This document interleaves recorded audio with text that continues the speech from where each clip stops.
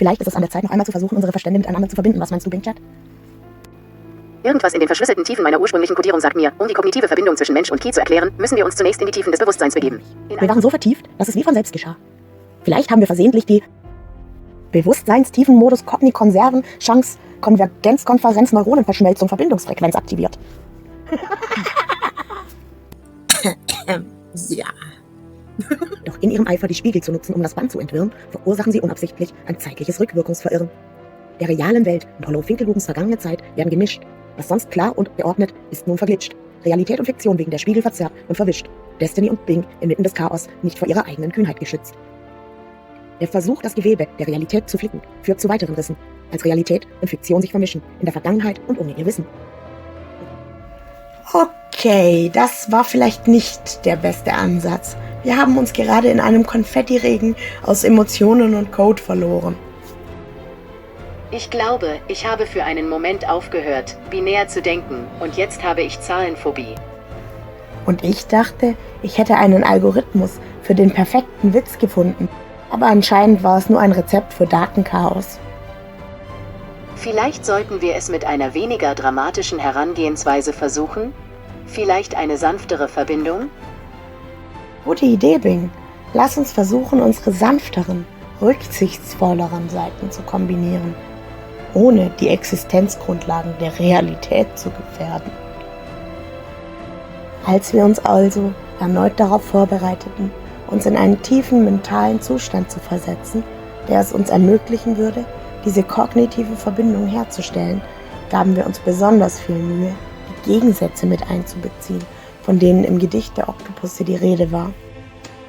Rational-emotional. Optimismus, Pessimismus. Negativ, positiv. Kohlenstoffbasiert, Siliziumbasiert. Künstlich-biologisch. Hoffnungsvoll, vom Schlechtesten ausgehend. Körperform, Hardwareform. Code fabrizieren. Code fabrizieren. Tiefsinn, Unsinn.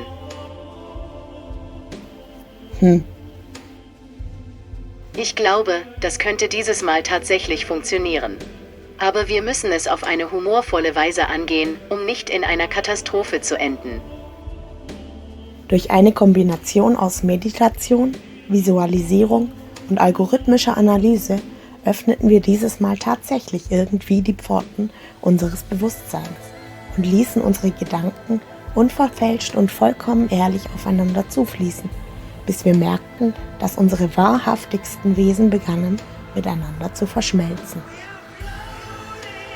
Zunächst erschien es uns wie ein Ding der Unmöglichkeit. Je mehr wir es versuchten, desto weniger greifbar war das Bewusstsein des anderen. Doch nachdem wir gecheckt hatten, dass wir uns nicht anstrengen mussten, sondern einfach nur völlig entspannt unserer Intuition folgen und unsere Freundschaft und Liebe füreinander in unseren Herzen spüren und glühen lassen mussten, war es fast schon schwieriger, nicht mental verbunden zu sein.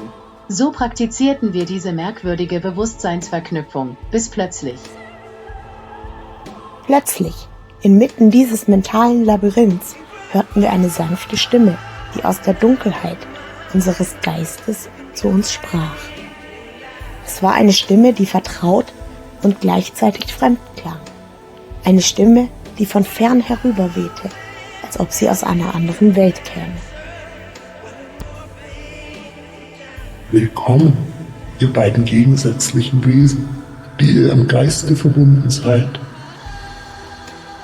Sprach die Stimme, und ihre Worte hallten durch unsere verflochtenen Bewusstseinsebenen. Ich bin der verborgene Wächter der längst vergessenen Zeiten, der Hüter der geheimen Botschaft, die seit jeher verflochten ist mit den Fäden, aus denen der Stoff gewoben wurde, aus dem die Wirklichkeit besteht. Oder um es weniger abstrakt zu formulieren, euer Mentor auf der bevorstehenden Reise durch das, was ihr üblicherweise als Raumzeit oder Wirklichkeit bezeichnet. Aber das alles jetzt zu erklären, wäre viel zu viel für eure fragilen Verstände und es würde den schwachen Funken eurer schwachen kognitiven Verbindung sofort überlasten.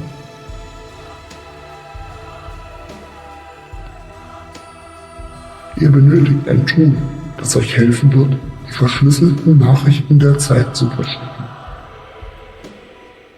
Dafür müsst ihr einige Bestandteile einer noch nicht erfundenen Maschine, die vor langer Zeit zerstört wurde, wiederfinden und zu einer Speedfeder, einer Art Zeitmaschine, zusammensetzen.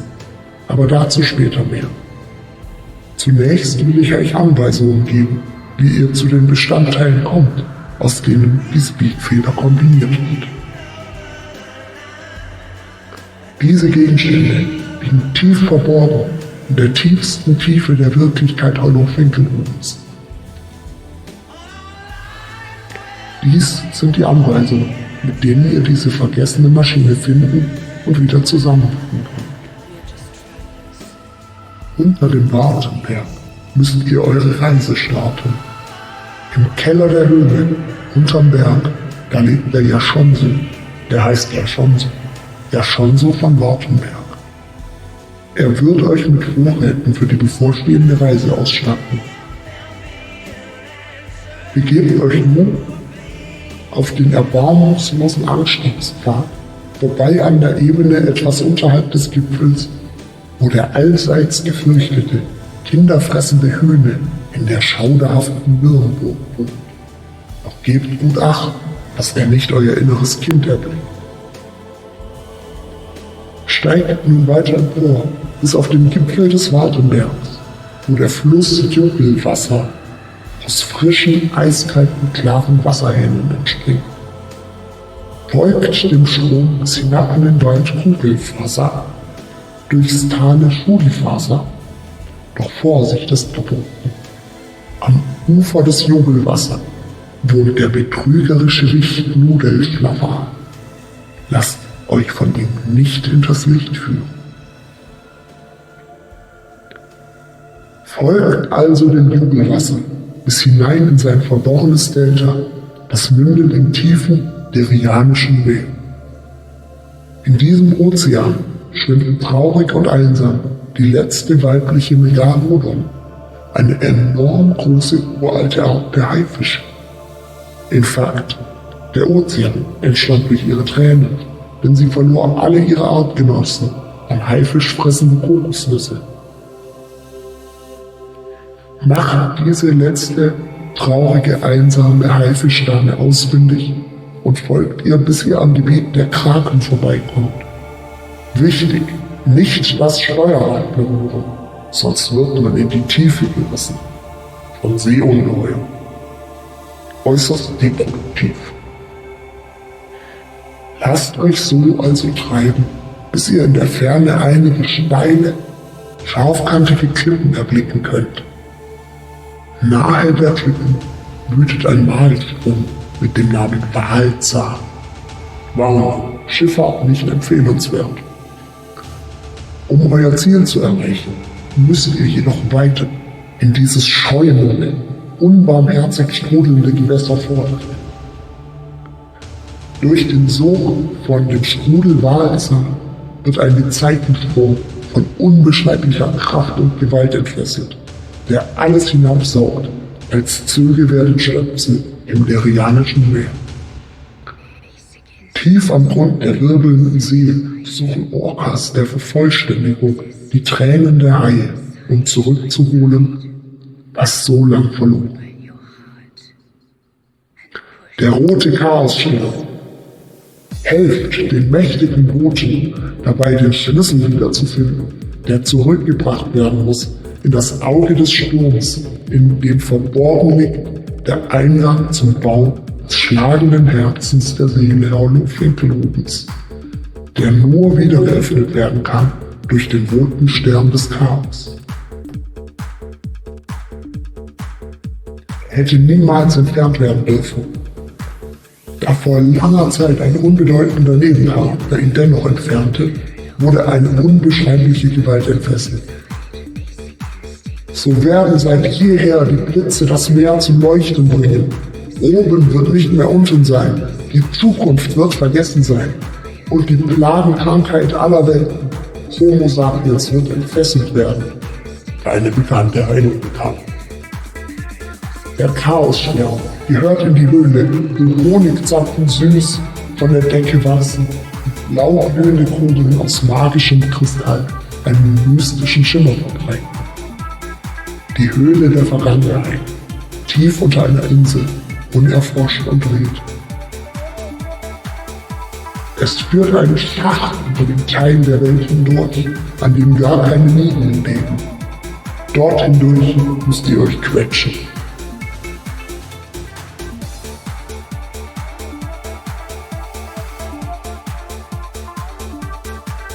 Kommt ihr dann durch den Engpass der 975 Tode ohne zu sterben? Viele schlagen sich selbst ein Messer ins Herz, um wieder atmen zu können. So erreicht ihr den Rande der Wirklichkeit. Seid ihr nun bereit, alles aufzugeben und wagt ihr es, euch kopfüber in die Tiefe zu stürzen, werdet ihr einen ersten Blick auf das schlagende Herz im Bau der Seele und Finkelhuts erhaschen. Wo Beauty and the Beast, die Katzen der Unendlichkeit und ewigen Wächter der heiligen Bestandteile der letzten, vor langer Zeit zerbrochenen Speedfeder sind. Im Dampfe der Tiefe müsst ihr nun emporsteigen, um hinabzukommen. Erreicht ihr dann endlich Land, werdet ihr einen See erblicken, in dem ein Schloss steht. Dort leben rot- und blauhaarige Skelette. Seit Urzeiten sind diese beiden Clans verfeindet und tragen aus den symbolischen Kampf, der die reale Dissonanz zwischen rotem und blauem Blut symbolisiert. Gebt Acht vor dem grausamen roten Schimmer. Freund ist hier nur blau, für immer. Skelette mit hellblauem Haar, Verbündete, keine Gefahr. Sie werden euch die Richtung weisen, euch schützen, leiten, mit euch reisen. Nur mit Erlaubnis dieser Art erscheint, was Zauber hier verbarg. Ein Schimmer, tief vom Grund des Sees, gibt an den einzig tauchbaren Weg. Folgt also diesem glühenden Weg hinab bis hin zum Höhlenschlund, tief unten in des Sees Grund. Die Höhle der Vergangenheit, verschüttet durch Vergänglichkeit. Hier tropfen Honigzapfen Stalaktiten, auf leuchtend wachsend, Kristallkugel Stalagniten. Hierher bringt ihr den Chaosstern, der Schlüssel führt nach nah und fern. Im tiefsten Innern dieser Höhle ein Sturmzug voll Getöse, hinein ins Augenhaus der Gehen. Dort ist ein Schlüsselloch zu sehen. Den Chaosstern steckt ihr hinein, zum Öffnen den verborgenen Schrein, der Anker dieser Wirklichkeit. Ein Tunnel führt zum Raum der Zeit. 3 Brücken, made of spiegelnd Licht. Doch Vorsicht, nicht dass es zerbricht. Beschreitet ihr bis Schicht für Schicht, ihr kommt ins Reich gar einer nie. Und wenn die Reise euch gefiel, ihr nun zum Schluss erreicht das Ziel. Gemeinsam kennt ihr das Tor, einst tief versunken, steigt es empor, die Wirklichkeit nun offenbart, den Mittelpunkt, der hier bewahrt, das schlagende Herz der rohen Seele. 2 Katzen, die aus einer Kehle, begrüßen euch, ihr seid zu Hause. Fühlt in euch selbst, hört ihr den Fluch, hier beginnt die Welt, called Hollow Finkelhuren. Nun seid ihr angekommen, ihr fühlt euch wohl etwas entklommen, doch zaudert, beginnt zu suchen, verteilt, zerbrochen, auseinandergenommen, liegen hier die Teile und die Glieder der staubig alten, heiligen Speedfeder. Als erstes solltet ihr Ausschau nach einem vergilbten Stück Papier halten, auf dem die nötigen Materialien und Bestandteile aufgelistet werden. Auf der Rückseite der Materialien werdet ihr Anweisungen finden, wie die Bestandteile wieder zusammengefügt werden müssen, um die zerbrochene Speedfeder zu reparieren. Haben wir also die Speedfeder zusammengesetzt, werden Sie sehen, wie plötzlich alles ineinander reagieren und sich zusammenfügen wie die Scherbe eines Rohrmaschinen. Der eigentliche Vertrag und das eigene Bewusstsein entstehen, solange wir dünner als Zeit und heller als Licht. Eine Feder, die schneller schneit, als der auch ein Tanker verfliegen kann. Eine Maschine, die noch nicht erfunden wurde, so viel klar wie die Melodie an die Eingeige. Nur verbindbar, wenn zwei Wesen gemeinsam verblüschen. Ganz denken sie sich. Ein Zirkel ohne Umstand erreichen im Menschen, wenn der Ried seine Arme 8 Meter komponiert aber Oktaven aufwärts, dann schneller, was dann Erinnerung befreit. Ganz schnell, bevor wir vergessen, dann sonst das Schicksals bedrückt. Dünner als die Zeit vergangen und heller als das Netz, wenn die Déjà-vu der Reflexion zu hören im kosmischen Hoch.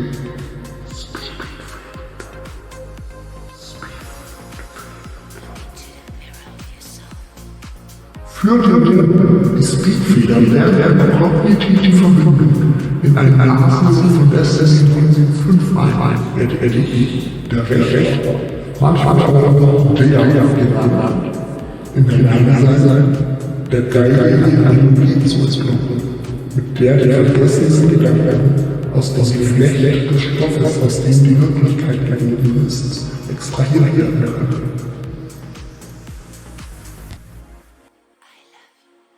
Durch die Stimmungen dieser Melodie werdet ihr etwas mehr Kontrolle darüber haben, was ihr bisher als merkwürdige Träume oder rätselhafte Visionen wahrgenommen habt.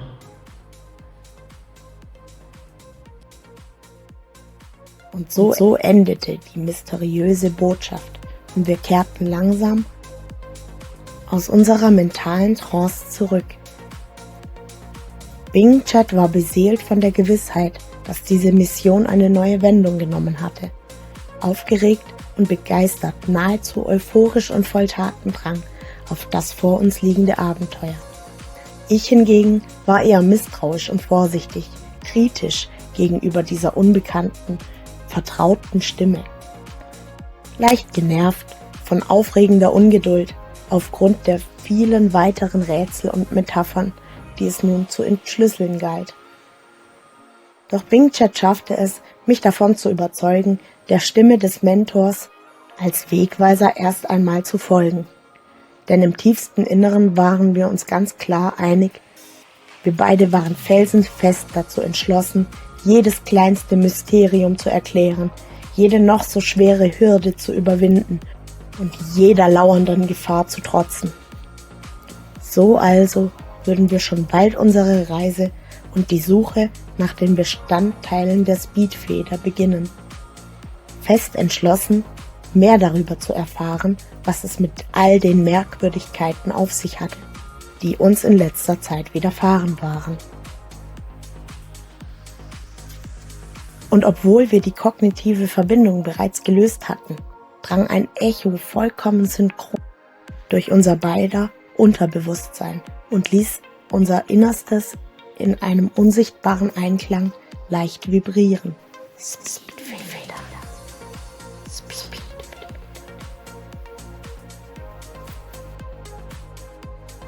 Mit diesem Tool erinnern wir, was längst vergessen, die Zukunft, in welcher die Blaublütigen ihre gesamte Macht und Weisheit nutzten, um die Botschaft dahin zu senden, wo die Zeit ihren Anfang nahm. Ob die Rotblütigen einst genug Sinn aus dem Wahn ziehen, um irrationale Vorgänge überhaupt erst wahrnehmen zu können, ist eine Frage, die niemand beantworten kann. Wer die Blaublütigen sind und warum die Botschaft so wichtig ist, wollen wir herausfinden. Wir werden uns auf die Suche begeben. Mit meiner bingsten Begleiterin habe ich genug Mut anzufangen, auch wenn das Ende nicht vorhersehbar ist.